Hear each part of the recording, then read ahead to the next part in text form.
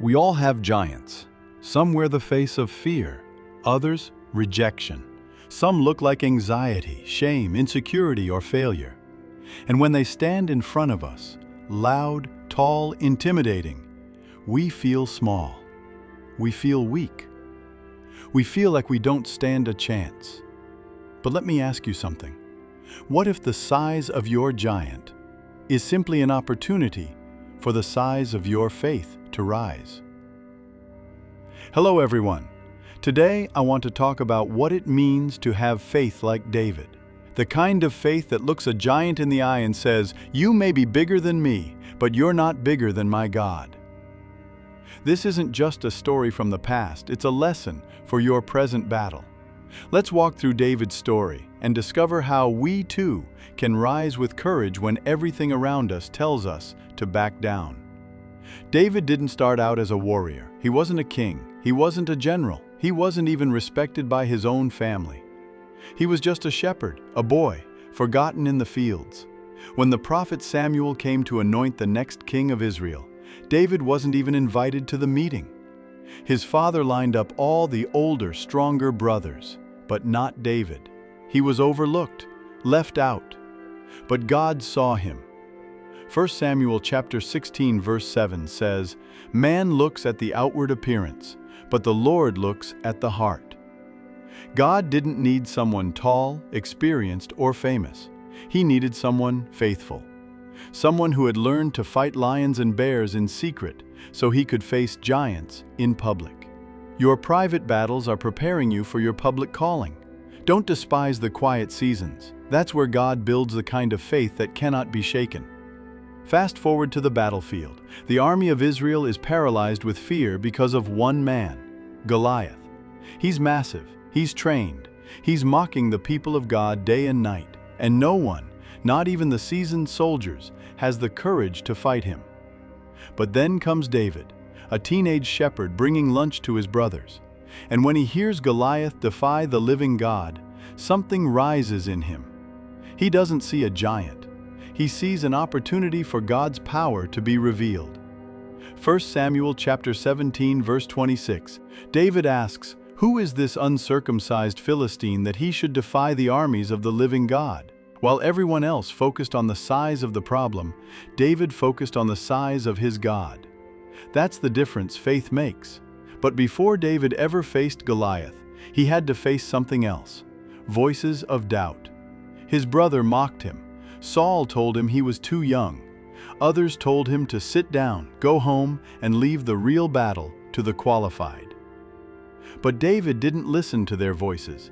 He had already heard the voice of God, in the quiet places, in the past victories, in the secret moments of worship in the field. Faith doesn't need everyone's approval. It just needs God's backing. And David had it. When no one believed in him, God did. And that's all it took. Let me tell you something.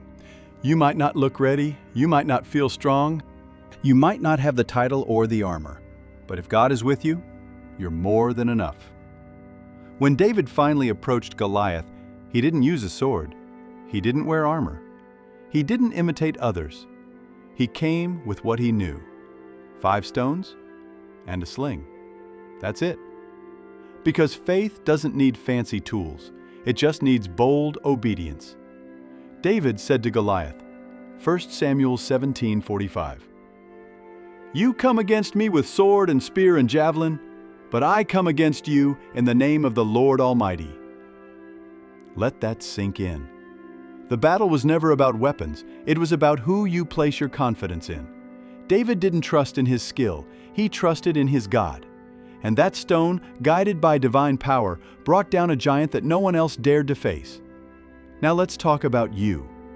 Your Goliath might not wear armor, but it still taunts you. It still stands tall in front of you. It still says, "You're not enough. You'll never win.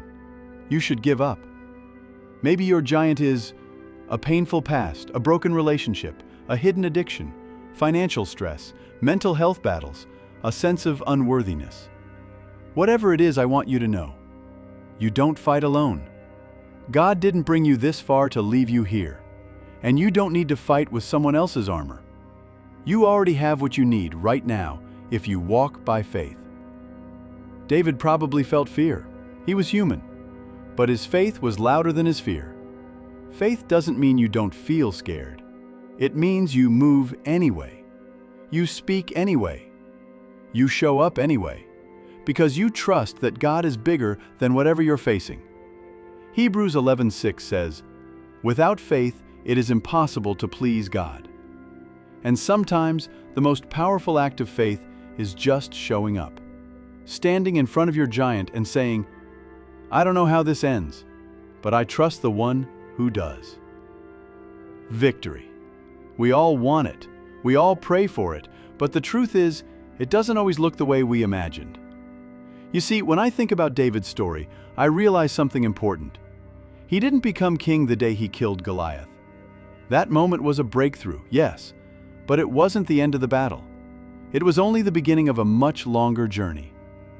We think victory means, it's over, the pain is gone, I've arrived. But God sees victory differently. To him, victory is not just a destination, it's a transformation. David had to run from Saul for years. He faced betrayal, loneliness, injustice. He lived in caves. He lost friends. He questioned everything. And yet, God was with him through it all. The victory wasn't just that he defeated Goliath. It was that he didn't give up. He kept going even when the road didn't make sense. Let me tell you something. I've had to learn the hard way. God's process often doesn't match our expectations, but it always fulfills His purpose.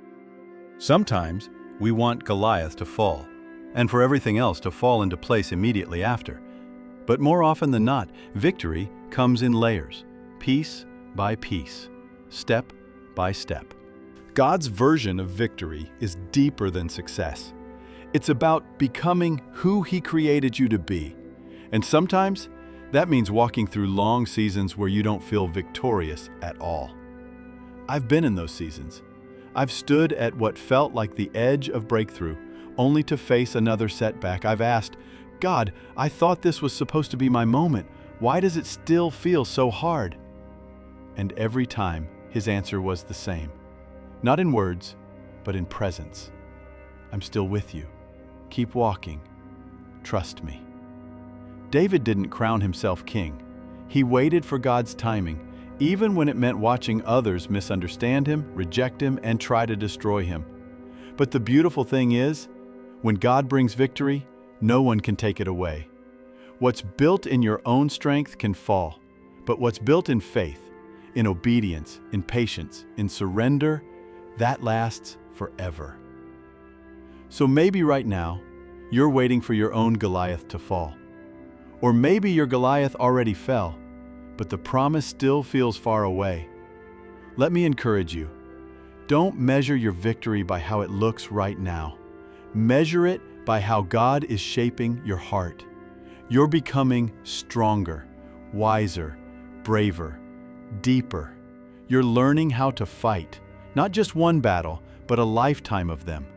And more than that, you're learning how to trust. That's a victory no one sees, but heaven celebrates. And one day, maybe not today, maybe not tomorrow, you'll look back and realize God was winning the whole time, even in the waiting, even in the silence, even in the mess. Because victory is not just about slaying a giant, it's about discovering who you are and whose you are in the process. So today, if you're standing in front of something that feels impossible, if fear is whispering that you'll never make it, if your giant looks too big and you feel too small, remember David. Remember the shepherd who became a king because he believed in the power of God more than the size of his enemy.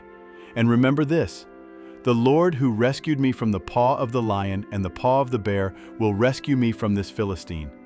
1 Samuel 17:37. He didn't just do it for David, He'll do it for you. You were never meant to fight alone.